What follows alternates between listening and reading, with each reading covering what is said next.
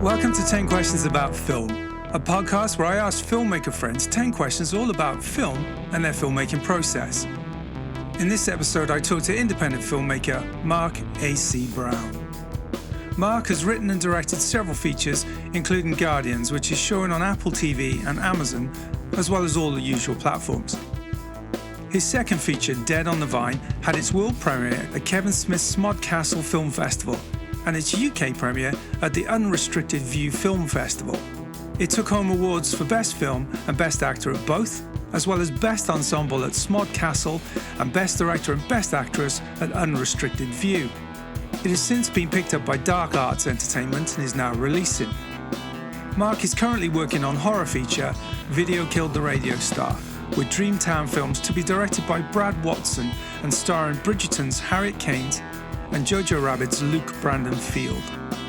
He is also developing a slate of films alongside producer Laura Reese, including feature script Limpid, which has won Best Unproduced Screenplay at the British Horror Film Festival, the Horrified Film Festival, and the Lit Laughs Comedy Film Festival. As a writer, Mark has also written for TV shows such as Mr. Mayfair on Apple TV+, starring Golden Globe winner Armand Asante and Starship Troopers Casper Van Dien. So, thank you, Mark, for joining me. I don't know if you saw, but just before we started doing this, Val Kilmer died last night. I did. Literally, I spent the last 45 minutes watching Tombstone clips and stuff like that. And, yeah. And his fight scenes in Willow and all that kind of stuff, because I loved Val Kilmer. I mean, I think I kind of been reassessing him over the years. Then I watched the documentary he made, which was really quite lovely. Then you see the people that loved him, like Michael Douglas and Josh Brolin's been talking about him all. It's kind of like Brando, in the way that he loved what he did, but he didn't love it so much that he took it that seriously, and it pissed a lot of people off that he would mess about or do things in a different way, or just, I guess, to try and keep himself interested. His output was just amazing. It was amazing. There was 10 films that complete utter seminal films for me. Top Secret, Willow, Top Gun, Heat. I mean, Heat is without a doubt one of my favorite. But I think he's fantastic in that movie. He's so good in it. Yeah, it's a brilliant film, and he's kind of very, very egotistical in that film, because he takes such a backseat to De Niro, Pacino, and he's cool as anything, but he still really doesn't really speak that much in it, and he's just sort of It's a very small part, but he does a lot with it. He does. Even though that character is not necessarily the nicest of characters, you do empathise with what he's going through, and I think it's a very underrated performance. No, I think he's a fantastic actor. Did you ever watch, was it The Salton Sea? No, I didn't. It went straight to video here, but it's got quite a bigger following in America. It was kind of early 2000s. It's where he's in this drug gang and he's covered in tattoos and all this kind of stuff. Then everything is not what it seems, though, and it's got a really quite cool twist and everything. He's amazing in that, because it's really just about him, and it's a really strong sort of leading man performance. Kind of went under the radar, and I was glad to see it, because it's one of those ones you think, how is this not in the cinema? I think that was the problem because of his looks. The industry saw him as a leading man, but actually I think he was a much more interesting actor than that, and that's why I think he kind of kicked against the whole kind of Hollywood thing in a way. I don't think he wanted to just be a leading man, Yeah, and when they tried to make him leading man, he wasn't that good at it, because he was interesting, he was unusual, he was a bit different, So anyway, I'd like to, if that's okay with you, I'd like to dedicate this episode to Val Kilmer anyway, because I would be honoured to be both big fans of Val Kilmer on an episode. Yeah. He was a legend, and very sad to see him go. Right. Okay. Well, let's move on to the actual interview. It's always great to talk to someone whose struggle is similar to my own, I would say, and always bashing your head against the wall, trying to get things made and then getting them made, which I think it's just a real achievement these days. It's very easy, I think, for people to give up, and so I've been following your career with great delight, actually, to see that you're moving on and you're doing stuff regularly, which is really important, I think, to get a body of work behind you. So the first question is a really simple question. One, tell me about yourself. What's your background? What have you done?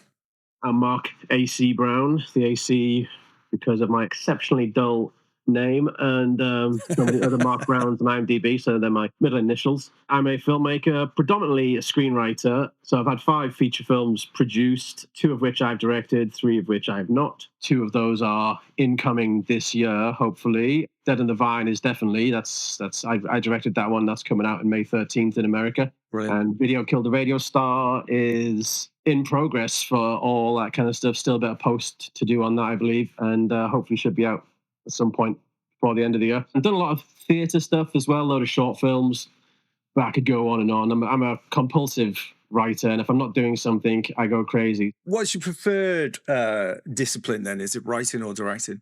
I can't not write. I love writing. I write every single day. I have ideas on an hourly basis. So if they're not a short film, they're a feature film or a play, I'm always writing. So writing is what I do. Okay. I love directing. It takes up a lot more time and is a much more tediously slow process. So it's not as much fun as writing, but I do love it. I love being on set and I love the finished product. I love the editing as well, actually. But it's just so long, especially when you haven't got the money to kind of do things on a normal schedule. It's a very frustrating thing. So I think writing, because I have control over it. So as a writer, do you hate it when the director comes in and decides to rewrite everything or improvise around anything? How's that process for you? I mean, I've directed a couple of short films for other people. I've directed a few plays for other people, which I do find good fun, actually, because I really enjoy the interpretation and I enjoy the collaboration with the writer. The other way around, when it's me being the writer and another director comes on,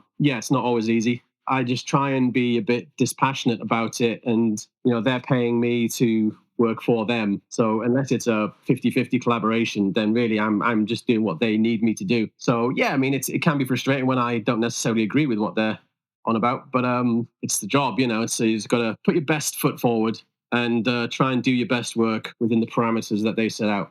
If it's someone taking one of my scripts and then reworking it, I mean, that hasn't happened that much really, because it's getting a spec script sold and then made. I've had spec scripts optioned a number of times. I've had things going to pre-production a number of times and it just hasn't gotten over the line. So most of those ones that haven't been made have actually been quite pleasurable, though, process-wise. I've worked with the directors and it's been quite nice, because if I don't like the director, if it's my script, then I'll just tap out. I'll take it away. Yeah. I'll be like, you've misunderstood the situation and I'm taking my ball and going home. Yeah. Yeah. I'm like that with my own scripts when I'm directing my own scripts. I do that afterwards. I was like, who let this guy do this bloody director doesn't understand a word I've written. Drives me mad. How much do you stick to your own words when you are directing? I mean, how much play is there for you? Are you able to go on set and work around things, or are you pretty rigid to the script? I'm not that rigid. I like to try and get what I've written down. I mean, with Guardians, my first feature that I directed, that was a very loosey-goosey set, but the script was pretty much adhered to 95%, and then the other 5% was actors coming in with a bit of an ad-lib or situations causing a bit of a change on the day, like actors not turning up. Yes, been there, done that. Or having to rewrite an entire scene because the actor that was meant to be there didn't turn up. All that kind of stuff. So I actually quite like it not when that happens, but when I have to think on my feet and have to find a way through. It's quite kind of good fun. Dead on the Vine was a different circumstance because we had so little prep time, because we got the offer of the vineyard that we shot on in May, and this is during lockdown, and we were on that vineyard and shooting the film in mid-July. So I hadn't written a script. So I had to write the script, and then we had to try and somehow rehearse it whilst not being allowed to be near each other, because the first day we shot was the first day lockdown ended.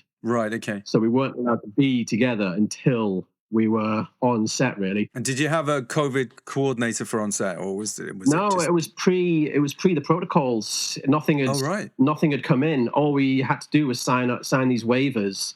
Obviously, we were not idiots. We had the bonus of shooting on a 77-acre vineyard, so it's not like we couldn't socially distance. Yeah, exactly. But everyone did tests. Everyone had negative tests, and then we separated all the departments for their accommodation. So we had some people staying on site in the little hotel that was unused.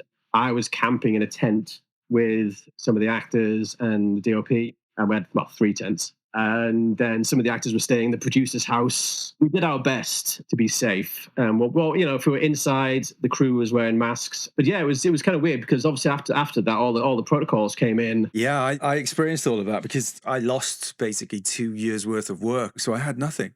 So the only thing I could get was some film extra work, and I worked on a TV series as an extra, a really big production. We had to have like 3 COVID tests just to get on site. So you'd have to drive there 2 days before you were meant to be shooting. So, you'd have to travel like 25, 30 miles just to go and have a COVID test to be able to go back 2 days later.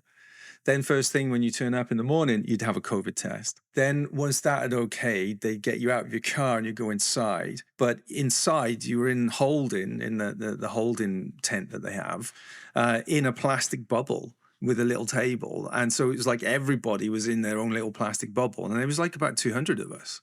And you couldn't talk to anyone. It was normally when you're in holding, at least you can talk to people, and it kind of, it's boring, but you can at least have a bit of social life. All of that was gone. And we were in there because they'd been shut down by COVID and they were behind schedule. They basically had us there from 4 a.m. in the morning, sitting in a tent in our own little bubble. And that was it. And then, like every hour we could go outside to get a bit of fresh air, but then have to come back in and sit in your bubble. So, you just sleep a lot. So we were just there just in case they managed to get enough scenes in the can that day to get to the crowd scenes. And then finally it got to about 11:30 at night. And they said, right, we'll be going down to set in a minute. And then they wrapped us. So literally from 4 a.m. to midnight, I was sat in a bubble, just sleeping and reading. I mean, I got paid very well for it. And then we didn't even get on set. And then finally, after a couple of days of this, we got on set. And it was meant to be a tavern, like an old medieval tavern. So they cram us all into this set. And then masks off, everyone, so they're like spending all this time making sure everybody's in these bubbles, these self-contained bubbles. And then we're all kind of just breathing over each other for about 4 or 5, hours. I mean, I get it. They needed to make sure that by the time you get on set, there's no COVID there. But all it took was one person to have, had a negative test when they actually had it. So it was a bit of a crazy situation, that whole COVID thing, wasn't it? Yeah, it really was. Interesting. Has any of that fed into your scripts, do you think? I think definitely my kids definitely fed into my scripts a lot more. And it's just your fears change when you have kids. The different things scare you, and it's less about your own internal fears and more about like fears of external things hurting people more. Yeah. So I definitely think that's the thing. I think everyone's mental health kind of came to the fore during COVID, and it became a more open subject, I think. And I think that opened me up to writing about my own struggles and experiences, which I had never been able to do before. I'd never had a kind of access to that part of my brain where I could talk about that kind of thing. So, Dead on the Vine, I think, was a direct response to that as well. Yeah, I think just the world changed, didn't it? And the fears of everyone changed. The dynamic of the world changed, because it kind of, for a moment, it felt like everyone felt like they were in something together as well. And so there was a togetherness, lovely stuff that came from COVID of everyone kind of trying to help each other out. But then obviously the gigantic levels of corruption that were going on above our heads, that really kind of pushed me to the limits of my abilities to handle humanity, So yeah, all it's definitely fed into my writing. And that's still playing out, isn't it? That's the problem. Well, it's getting worse in so many ways. It is bizarre. I mean, I thought that COVID would absolutely change the world for the better. I was convinced that this is going to change people. This is going to change us. And it didn't. It made it worse. And I don't understand. I honestly don't. It's the first time in my life I sort of now understand why my grandparents got to that stage where they went, I don't understand the world anymore. It doesn't make any sense. And I now understand it, because it doesn't make sense what's going on. But inevitably, I suppose it does, because opportunists were going to take advantage, and that's what's happened, I suppose. Yeah, I mean, it definitely pulled back the veil on what people above us valued, which was definitely money, it turned out. Yeah, who would have thought? I think also because so many things happened whilst we were in lockdown, during and after it, like Black Lives Matter and even like Me Too and all those kind of things, because we were all sat at home and we were really focused and these things were on everyone's minds. And I think so many cultural changes that were kind of tangible and happening in real time happened, and it scared a lot of people who were scared of that thing ever happening. It's had a lasting effect on people, good and bad. I like to think that what we really are experiencing at the moment is more the death throes of an old system rather than the start of something bad. Well, it's meant to be, isn't it? It's meant to be the end of capitalism because they won. Like, capitalism ultimately does feed to the top, and now it is such a tiny amount of people who have all the wealth that seemingly you think there's nowhere else to go, but then they're still looking for ways, aren't they? So I mean, it's bizarre what we're doing. Okay, right, let's move on to question number 2. What was the spark? When did you know that this was how you were going to spend the rest of your life? Very early, really, like 3 or 4 years old. I mean, The Wizard of Oz is the first film I remember going, this is amazing. How does this work? Fly, my beauties, fly. I mean, it's still terrifying. And yeah, and I do think it's because it was the black and white going into color thing that instantly made you realize that this is not real, that someone's doing this, someone's messing with your head. So I think that really put in my brain that films are films and not a gateway to another universe, but something that someone made. Then followed by all the Spielberg stuff, Jaws and E.T. and everything, way too young for so many films that I saw as a kid, like Deliverance and we all did those. Like six years old, I reckon I was when I saw Deliverance. Wow, that's pretty. And similar with most of those films, American Werewolf, all these films, and the directors are the people that I knew the most. Yeah. I knew it was Steven Spielberg's Jaws and E.T. I knew it was John Landis doing American Werewolf. These names were my celebrities as a kid. Yeah, same here. And so it was kind of like a band name, and so I was always a bit of a completist. So as soon as I saw this person's name, I was like, well, I want to see more of that thing, So I would go and find all John Landis's films and all Spielberg's, and then Zemeckis and Joe Dante and everything like that. So all that kind of early 80s. I think that period of film from Jaws really to probably 85 with Ghostbusters, Back to the Future, Ghostbusters around that time. I think that 10-year period is incredible for filmmaking. Yeah. There's so many seminal films that came out during that 10-year period. Well, it was like the golden period for like 10 of the greatest directors ever, and it's like, and the beginnings of Rob Reiner, whose run is insane, and then the beginnings of Ron Howard as well, who's kind of he went like they both kind of went off into the 90s, but Spielberg and Lucas and everyone started this amazing run in the mid-70s, and John Landis as well. It was just this amazing run of top quality popcorn. It all had weight, it had frivolity, it had kind of everything that you want in a film. It's stuff that people try and replicate today, and they miss it. I think some of it's cultural, like kids aren't allowed to be exposed to some of the horrors that you got in the 80s, like from E.T. and that kind of stuff, that's... Well, it's mad to think that Jaws, when it came out, it was a PG. Yeah. Or the equivalent of what it was in 75. I'm not sure what it was. It wouldn't have been a U, but it was certainly not... Yeah, do you think there's a lot of blood in it? There's a lot of dismemberment in it. What's the best? Was it Intense Peril or something like that? They always put on the back of things. There's swearing, there's even a bit of nudity at the beginning. Yeah, so right. It's got all the hallmarks of a really good 15. Definitely. But I mean, they did that with Star Wars when it went on to Disney Plus. At one point, they put it up to a PG because there was tobacco depiction in it, and it's just what? I mean, I think because in the cantina there's an alien smoking something, so they made it a PG, and you just think, well, that's not a PG. Come on. I mean, it's a bit weird that it's like that. I mean, Star Wars does have like the bit where the guy gets his arm chopped off. Yeah. And which freaked me out as a kid because I was always obsessed with limbs being lopped off. I think it's a lot of it because of Star Wars, because Luke gets his hand cut off, and then there's a lot of dismemberment in the canteen. It's a common thing in the 70s, dismemberment. Yeah, it really was. Yeah, I think it was everyone was just trying to replicate The Omen or something. I mean, I think that whole period coming off the back of the 70s where you had a lot of fantasy films like Star Wars or Superman, as you move into the 80s, and for me personally, becoming a teenager at that time, starting to see a lot of the video nasties. I remember the first time I saw American Werewolf in London, it was, so I used to go to my nan's house in Canton in Cardiff, and our cousin Nicky Morgan lived up the road, and they had no front gardens. It was just the front window was out on the street, and his mum and dad, they had a sofa up against the window facing into the house with the TV at the end of the room, and every Saturday night they'd watch a film. and they'd have the curtains open and we'd all be out in the street playing. But this one day they were watching American Werewolf and we're all kind of looking through the window and they didn't realize because they had their backs to us and the windows open so we could hear it as well. And then every time one of them would get up to go out to the kitchen to put the kettle on, we'd all have to duck down and then kind of hide and then sort of sneak back up and see what was going on. But that's how I first watched American Werewolf. But it was a great way to watch it. I saw American Werewolf at my auntie's house. And again, I was like 7 years old. And I didn't get past the first 10 minutes because as soon as Jackie had eaten, but Griffin Dunn, one of my heroes who... Yeah, he's amazing. I named my son after him. Oh, cool. My son is Griffin. Yeah, my auntie, I had to go and sit in the hallway on the stairs. And after being traumatized by the savagery of it all, and my auntie brought out my shepherd's pie that she'd cooked for me. And I was like, I can't touch it. Shepherd's pie, I'm watching that.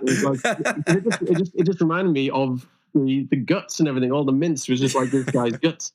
So I can't even remember that when maybe it was even the same day where we actually finished it. But I just remember being sat on the stairs and rejecting shepherd's pie for the one and only time in my life. And yeah, and it stuck with me. And American Werewolf's probably my favorite horror film. Top 3 films of all time. Right? Oh, absolutely. It's brilliant. Okay, brilliant. Let's move on. So question number 3, who was your biggest influence or hero? I mean, it obviously changes throughout my life. We've actually just talked about a lot of my early influences and stuff. But I think when I became a writer, I would say I kind of got into writing in the 90s. And that would be down to all those great early indie things. Tarantino really blew my mind with, and it was actually True Romance. Yeah. It was True Romance first that I saw, and I just loved it so much. Then I saw all the Tarantino films, not in order, because I saw True Romance, then I saw Pulp Fiction, then I saw Reservoir Dogs. But Pulp Fiction, particularly, I came out of that going, I want to do that. I want to do that. It was because it was. I think it's obviously so in your face when it says written and directed by Quentin Tarantino. So it was like, again, going back to the branding, like the band name kind of thing that I loved. The John Carpenter thing, isn't it? Yeah. And it was like, this is Quentin Tarantino. And I loved words, and I just wanted to create more of them. And so my first 2 attempts at a screenplay were just massive rip-offs of True Romance. And one was actually, the first one I did that I finished was actually a bit more kind of a kitchen sink serial killer thing. Right. Which I still think was a good idea, but I'm not going to tell it on here. No, maybe you can go back to it, yeah. But the Tarantino influence was massive. Throughout my career, though, I think my theatre was a bit more Tarantino-y than my films. My films have never really been that Tarantino-y. I think there's obviously, people have, weirdly, with Dead on the Vine, said it reminded them of Reservoir Dogs.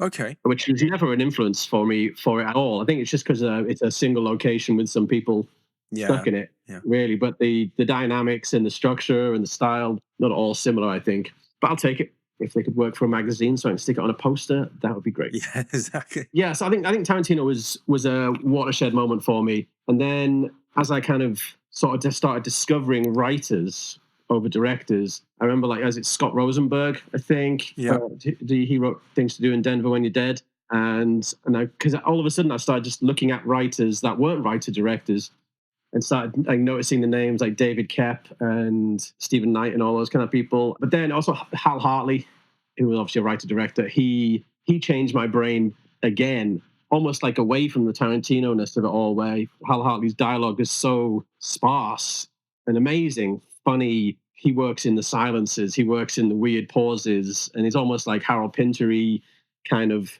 the undercurrents of unease and weirdness. Well, I think that stuff's really important, isn't it? Because that's where an actor can really emote, is in those silences, in those pauses. It's not necessarily just about the words then. It's about the performance coming across through subtext. Yeah. I used Henry Fool as an example for both Dead on the Vine and Guardians, as an example of the relationships between Henry Fool and Simon Grimm, who Simon Grimm barely speaks and Henry Fool can't stop talking. With Guardians, you've got that character dynamic with the Lavender character and the Carson character.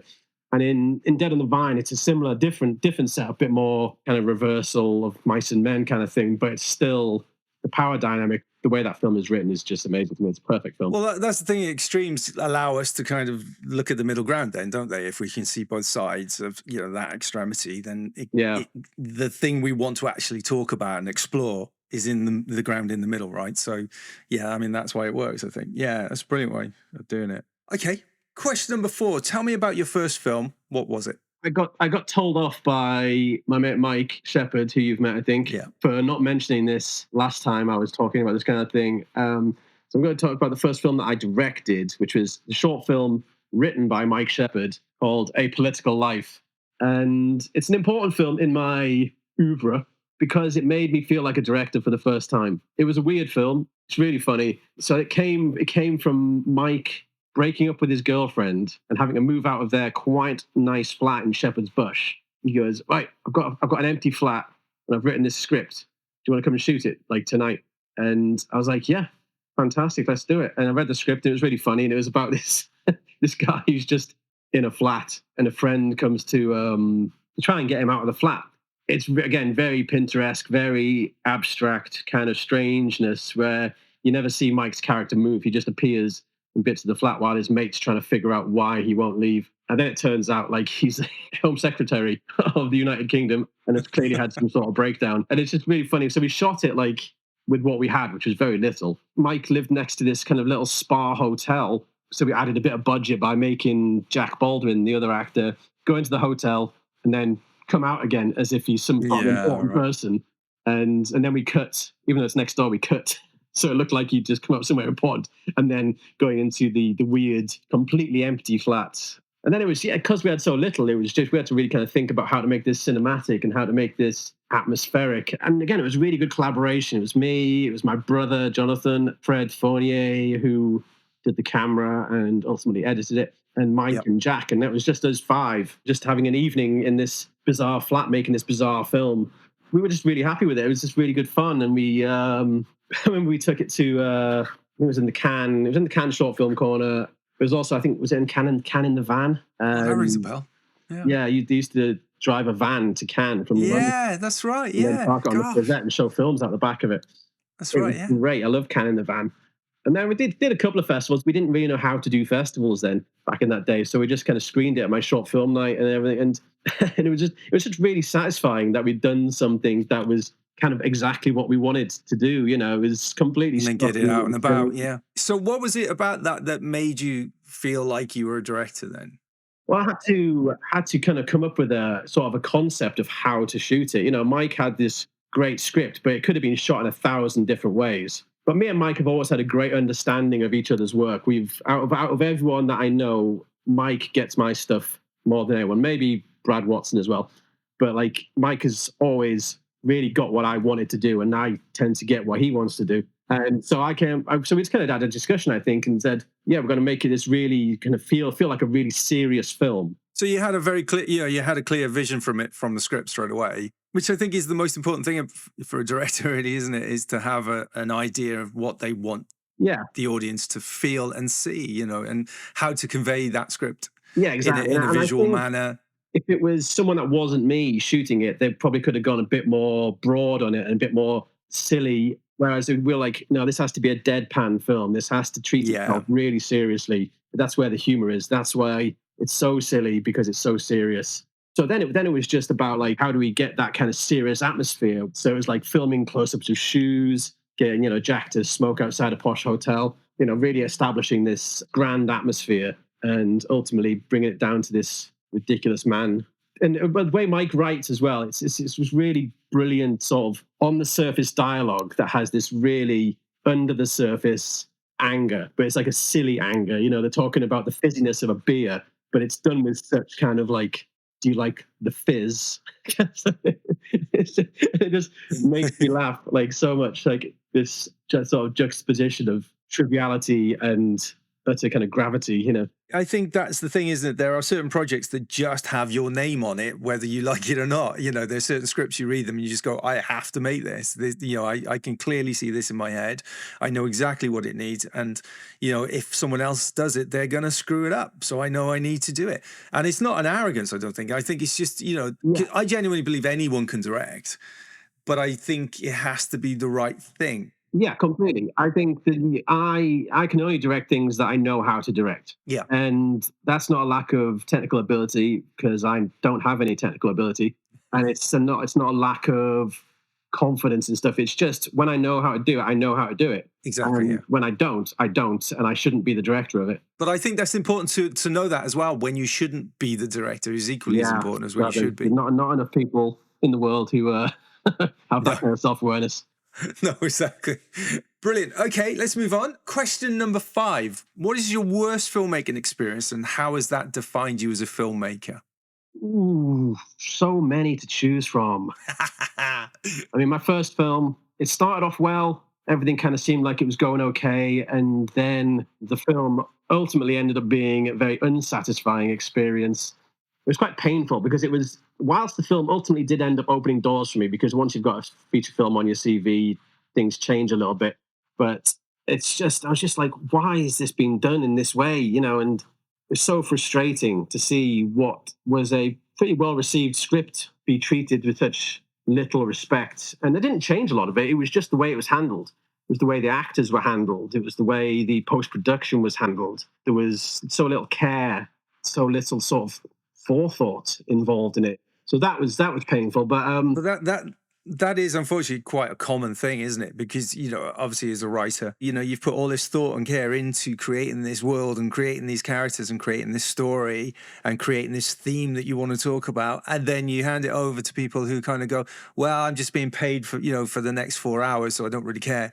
I'll knock something together and it'll do." Obviously, not everyone in the industry is like that, but there are enough people in the industry like that where I think as a filmmaker, sometimes you have to accept that not everyone's going to work at the level you're working at in terms of commitment or thought or care. I guess it's like we were talking about before about certain jobs are just so right for a certain director, but I think it's across the board for everyone, head of departments, right down to runners. There are certain jobs they're just suited to and certain jobs they're not suited to, certain films, I mean. And if they're not suited to it, then they should not be doing it, right? If you're not the right director for a project, you shouldn't be doing it, right? You should have enough self-awareness to do that. But unfortunately, our industry isn't like that because everyone's scrabbling to make a living and everyone's desperate for work. That's exactly it. It was about making a living. It's not like an underworld or low level of filmmaking, which is 100 grand to £1 million films that are, loads get made, loads never get seen, but everyone gets paid. Everyone gets paid their daily rates, and they get paid their producer fees and the director's fees, and that is just their job. And the film's quality seems to take a backseat. It's just about getting it made, getting it finished, getting the tax breaks, and just being able to pay everyone. And on some level, that's fine because it is an industry and people need to get paid. But what I could not understand, because this I feel, this is what happened with this film, is that there's no need for it to be bad. Yeah. There's enough talented people in the world for it to be good still. Whatever your shoot days, whatever your budget, whatever you think, there's no reason for it to be crap. There'll always be someone that can write it well enough. There'll always be someone who can act in it well enough. The people in charge, for some reason, though, either out of ego or laziness or arrogance or what, they kind of seem to want to just do it in a certain way that makes it end up being rubbish. And I don't understand. It's frustrating. I don't get it. Then it becomes a frustrating and unsatisfying experience, doesn't it? Yeah. All right. Well, with that in mind, question number 6 is, conversely, what is your best filmmaking experience and how has that helped you as a filmmaker? After the first film, that a lot of the actors were involved in that film I just mentioned, and we all came out of that very frustrated about the results. I'd had a few close calls with features that almost got picked up, almost got made, and then fell apart. And so just out of sheer frustration, we made Guardians. So I got all the actors together that I wanted to be in it. I got the crew that I wanted as the HODs and stuff. I got them all together and I said, who wants to make a feature film? I reckon we can do this in 10 days. So if you're in, say it now, and then we'll choose 10 days and we'll work to that. And so everyone that I got together all said yes. We picked our 10 days and we worked towards it and we did it. And we got on set, shot, 10 days, done. Well, we actually came back for a couple of days of pickups. So, we were all mates. We were all good friends. We'd all been through short films and theatre and stuff together. So that probably gave it an energy then. But also, I guess that you didn't have a deadline to work to, right? I mean, we always kind of worked towards Cannes, really. Just like what can we take to Cannes with us to see if we could sell it and see if we can get meetings and stuff. So I think it was February was when we shot it. we wanted a trailer for that year's Cannes in May. Then we wanted to see if we could get any interest off it, which we did and didn't. I can't remember now. But it was the next year in Cannes. We had the trailer, but we didn't have anything resembling a cut.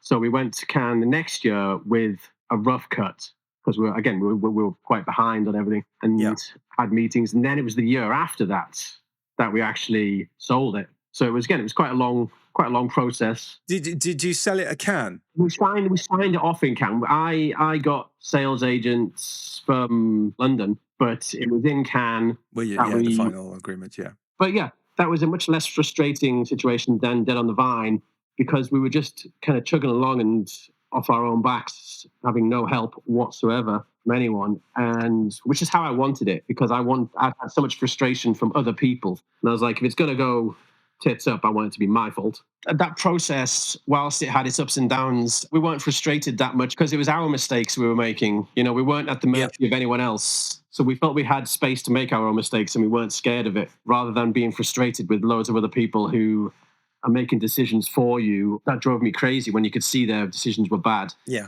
And it's still happening now, even like 5 films in now, and I still see these other people making decisions that I wouldn't make. And it's like, not saying they're wrong, but it's just, I feel powerless a lot of the time. And well, it's tricky, isn't it? As an independent, we spend so much of our time doing everything because we have to get a project up and running. We have to do everything. We have to write, we have to produce, we have to direct, we have to sometimes film ourselves.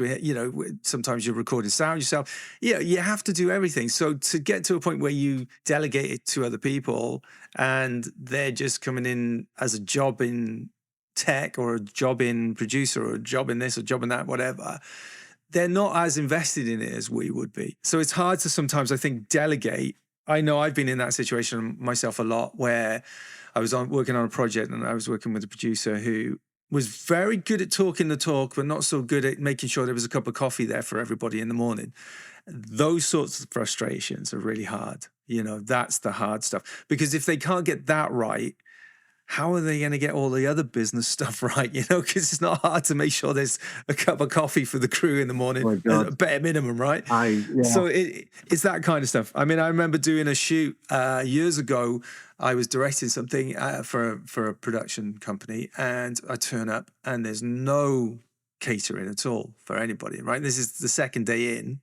And I said to them, the producer, I said, look, you can't expect the entire crew and the actors to work on no food. It's the one thing you've got to get right is the food, right? That's terrible because like the biggest expenditure on Guardians was the food. Has to be. It's fuel. That was like a third of the budget we spent on food. It's like not putting petrol in your car. Yeah. It's just you have to do it, right? And it's one of them things. It's boring, it's tedious, but you have to make sure that there's a decent amount of food for everybody to keep people going. Fuel. Yeah, and do you know what his response was? He went, "Oh yeah, I'll go out and get some." So off he went down. He sent him running down the shop. Came back with 2 packets of biscuits. What? For a 12-hour shoot. No. And it's the only time I've ever felt like genuinely walking off a set. But, that part of your brain that goes, no, I'm going to be professional here, wouldn't allow me to do it. But I should have because, he wasn't looking after the crew.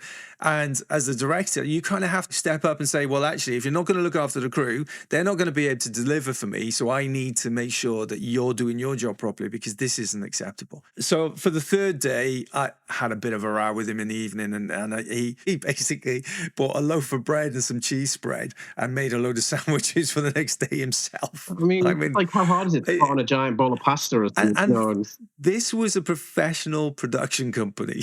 I won't mention names, obviously, and you kind of go, this is insane. You can't work with people like this. I'm saying, how do they become professional if they miss the first golden rule of filmmaking, which is a crew works on its stomach, So if you were going to sum up your best filmmaking experience in one quick soundbite, what would it be?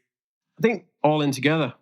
Yeah, I think that's brilliant. It's an amazing thing when that happens, right? When everything just clicks and it's right, regardless of how the film turns out. It's just that experience. Yeah, brilliant. Okay, let's move on. Question number 7. How did you get your first film sold or distributed? Was it through a company or did you self-distribute? It was through a company. Yeah, it was a weird time because, like I say, we went to Cannes a number of times. We went to the AFM. We went to a couple of film markets. The interest was decent, but again, we didn't know what we were doing. And also, it was a strange time, like in the mid 2010s. So it was like 2016, 17. Right. Yeah, it was through a company. In the end, 101 International, who you might recognize from having their own rack in FOP. But they did a good job for us for a little small film, because they usually do cult films, and they were looking for just a few more little like sort of prestige films. And Steve, the buyer, he really liked Guardians. He really had like a good reaction to it, and so we were quite happy to get that. But it was a long slog to get to that point. You know, we went to markets in Cannes, at the AFM, all around. You know, and the industry was changing so massively there. The way distribution was coming, streaming was coming in, and DVD was going out, and cinema was going out. And we wanted DVD, but we just couldn't get it. And also, there was loads of little like startups of like the attempts at starting their own platforms. And so we had loads of meetings with all these really enthusiastic young pups who were saying, yeah, we're going to be filmmaker friendly. We're going to be on this, that, and the other, you know. Boutique. And then they would they would just be either, depending on the conspiracy theories and stuff, they're either absorbed by Netflix and Amazon and stuff, or they just didn't have the money to push on to the next level, I guess. So it wasn't a lot of wasted time, because it was always experience, and you're kind of learning stuff and learning the lingo. But it was ultimately, 101 that I got in touch with. But I remember meeting Steve in a cafe in Soho, and he's going, yeah, really like it. Going to show it to my people. And he did, and they liked it. And so I think it was Cannes that year that I met up with the guy who was doing all the organizing, and he's like, yeah, so we're going to get on here. And we'll turn it on next week. How did that change things for you guys?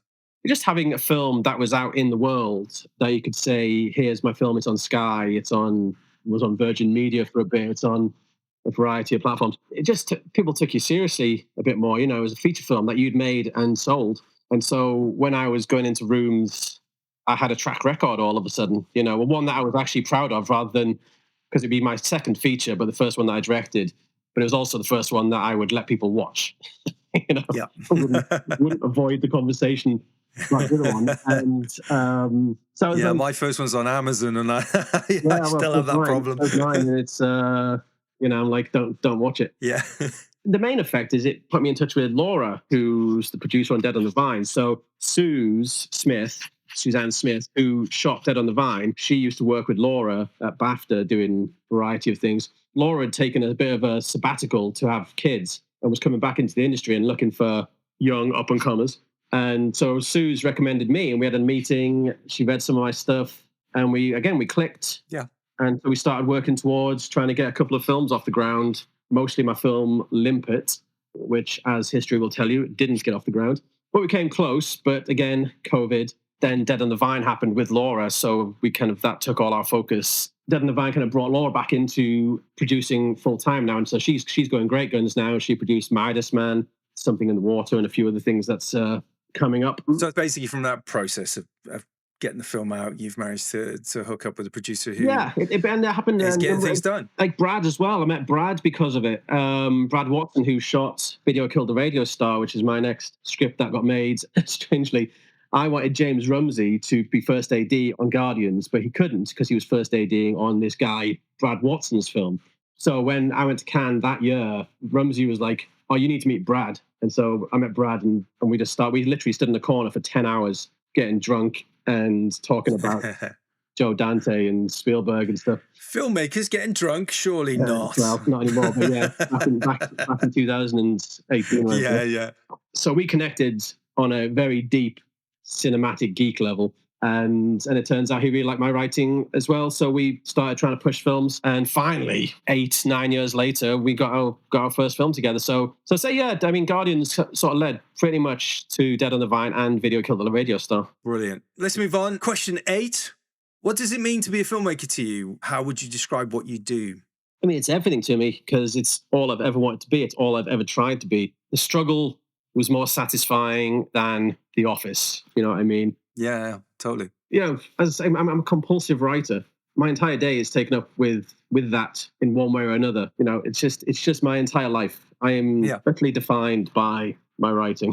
Storytelling. It's the one thing that I can have control over. It's the one thing that keeps me sane. and gives me total satisfaction. Even if the films don't get made, I just love the fact that I wrote it. The process. Because in my head, they are made. Yeah. In my head, they are fully formed and there, so having them actually done is a bonus. Do you struggle with writing, or is it something that comes easy? Is it something you really have to work at, or? No, I find it's quite easy, really. I mean, not to sound arrogant, but I mean, I write a lot and very fast as well. So Dead in the Vine, I wrote in 2 weeks. Video Killed the Radio Star, first draft I did in 9 days. And that's not to say they're the finished articles by any means. No. I can blast out a draft pretty sharpish. And that's my favorite thing to do. I love it. Yeah. So in terms of the process of structuring a script or putting a script together, do you outline first? Do you what's your process? I do a 2-pager generally because I was trying to teach this to some kids the other day in this masterclass thing I was doing about story. And what I've learned going from short film to feature films is that not all stories are bigger than a short film. and some short films are too big for some stories are too big for a short film. And so the way I work is I'll think of an idea and then I'll spend a little bit of time just wandering around the streets of London, seeing if it'll fill enough of my brain to make a feature film. At the beginning, middle, and end, is the character interesting enough to push the narrative? Is there enough kind of scope for a fun and interesting plot that I'll enjoy writing? All these things, it's all quite ephemeral and quite like globulous in my brain. It just kind of spins around and around and around until things just go click, click, click. And then I'll go, yes. And then I'll be literally compelled to write it. And then after that, so it's really, you need it to percolate first. Is the prep process is the important part for you, right? Yeah, I mean, this is like kind of goes against the rules a bit, but Brad always says my first drafts are the best first drafts in the business, and I don't know what that says about my second drafts, but it's yeah. Thanks, Brad. It's simply, I think it comes from the fact that I spend so much time walking around and thinking about it before I write it. Yeah, that it's all there in my head. So my first drafts are good because it's worked out. I've done it. I've done the job of the second draft already. But you've still put in the work. That's the thing is it might be a first draft, but you've put in the work to get to that. Yeah. Yeah, it's all there. It's just not necessarily on the page because I don't like rewriting my own scripts that much. I like working with directors and I like making it better. But I haven't written the first draft well, then I've done something wrong. So yeah, that's generally my process. Yeah, absolutely right. Script is king, isn't it? You'd think so. And queen, it's everything. Yeah. Anyone with a brain knows script is king. Script is everything. Yeah. Question 9. Tell me about the best gadget or tool that helps you as a filmmaker. I'm going to go with my writing software because it's not Final Draft. Shock horror. It is Highland 2.0. It was invented by John August, the writer of Big Fish, Go, number of Tim Burton films. And so he invented this one where you can essentially just keep typing and it'll format for you. And I was like, oh, I'll have a slice of that. So I got it. And then it's got all these other little things as well where you can just select a section of your script. And instead of deleting it or saving it into Word or something else, it's got like a bin that you can put it in and it'll just be there waiting for you to bring it back. I like in. the old editing bins. Yeah, but I think it's amazing. It's completely changed the speed of which I could write and how I did it. Worked much more for my brain. Highland really helps simplify that with the cool bin thing and with its user friendliness. It's really helps me. Well, I guess anything that makes your working process more efficient is going to be beneficial, right? So yeah, absolutely love it.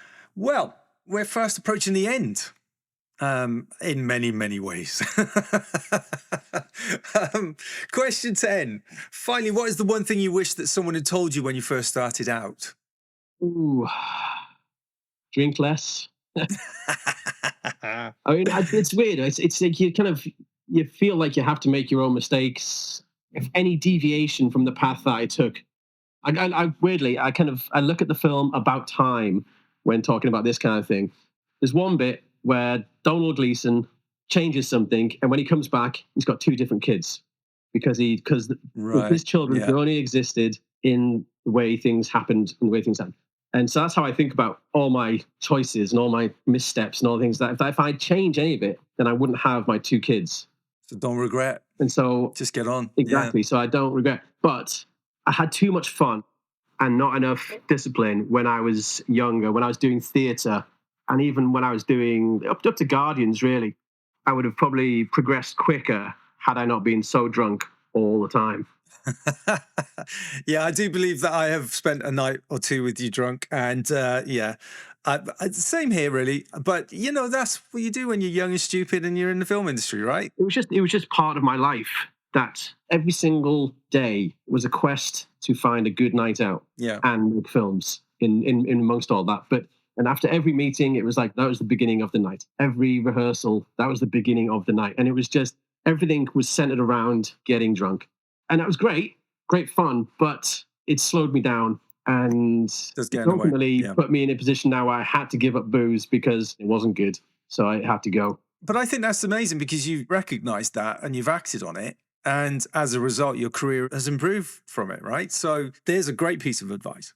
Look at the things that are obstacles, the things that are in your way, both self-driven problems and external problems, and then recognize them, deal with them, and move past them as quickly as you can. Here's another one as well. I just thought of because it was something that my little cousin, who wanted to be a writer when she was 13, and she quit. She'd won some awards and she quit because she didn't think she was interesting enough to be a writer. And it occurred to me that I had those same thoughts. I was just arrogant enough to not listen to them. Push past them. Yeah. And it occurred to me. I said, "But you are interesting enough.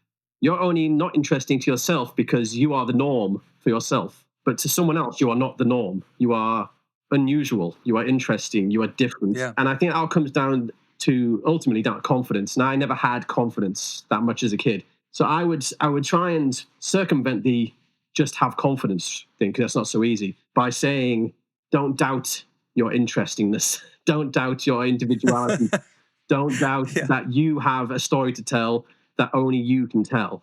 Well, we're not encouraged to, are we? In society, we're not encouraged to be the other, to be different, to be ourselves. We're not encouraged that way. It's all about conformity, right? Totally. Worst thing about the society is we are told not to be individuals. We are told to conform. Yeah. Conformity, it kills. I think mental health in this country would be significantly improved if we did not all have to work to the same goals. Yeah, exactly. As in have to work 9 to 5 doesn't work for everybody. Doesn't work for me. And I couldn't do a 9 to 5. No. Exactly. And I've done it, and it drove me mad. Literally did. So and so much of our anxiety comes from our inability to fit into what society has told us is how we are meant to be living. Yeah. And I was listening to a Richard Linklater podcast the other day, and he's like, he's been, as have hundreds of people in our industry now, been diagnosed with ADHD and all sorts. And he said, but filmmaking fits me. It fits my brain. And so I am happy doing that, and my anxiety levels are low because that fits how I work. Yeah. And I was like, that's exactly right, because how can we all be fitting into the same hole? We're not all these square pegs. No, exactly. The great sadness about it, just think about how many great writers and great filmmakers and great artists we've lost to that process. People who never quite got over those insecurities or that sense of conformity, I must conform. Great storytellers. And yet they've never pushed themselves in that direction. Not long after I moved to London, after I tried to have normal jobs, I said, I'm never going to do anything that isn't in some way trying to make myself happy. And it's not a selfish thing. I'm not trying to be selfish. And it's not my happiness at the expense of others. It's just if I'm in a good place, I can function. Yeah. Coming from a kind of small town, northeast, Teesside upbringing, where the world didn't really expand outside of the borders of Cleveland, film showed me the world. And I wanted to go to those films, and I did in the end. Me and my brother, we did a trip across America of our favorite film locations. I did the same. I went to Devil's Tower just because of Close Encounters. In the RV park at the base of Devil's Tower, they show Close Encounters on a big screen every night. Amazing. And I was determined I wanted to do it. And I did. And it was amazing. But after the film, everyone went back to the RV, but I thought I was still quite wired. So I thought I got to go for a walk. So I walked up towards the Devil's Tower. And as I'm walking up there, I kid you not, this is like midnight, right? And I'm walking up there, it's clear night, stars. It's, literally just like out of the movie. Suddenly this light appears on the horizon and starts sweeping down towards, and I thought, oh my God, it's happening. It's really happening. Oh my God. And then suddenly the park ranger's truck drives around the corner and it's like, but in that moment, I was absolutely transported to, this is real. This is going to happen. I'm going to meet aliens. Amazing. And there's the power of film, right? Yeah. My brother's favorite location that we went to was the Russell Nash's antique shop Oh, yeah. and in New York from Highlander. Yeah. There can be only one. Yeah. Getting a Scotsman to play a Spaniard against a Frenchman playing a Scotsman. But it works. It works. It did work. Absolutely does work. Mark, absolutely fantastic. Thank you very much for taking the time. I really appreciate it. Absolute pleasure. Thanks for having me. A massive thanks to Mark for being on the show. You can find out more about Mark and his films at www.markacbrown.com. That's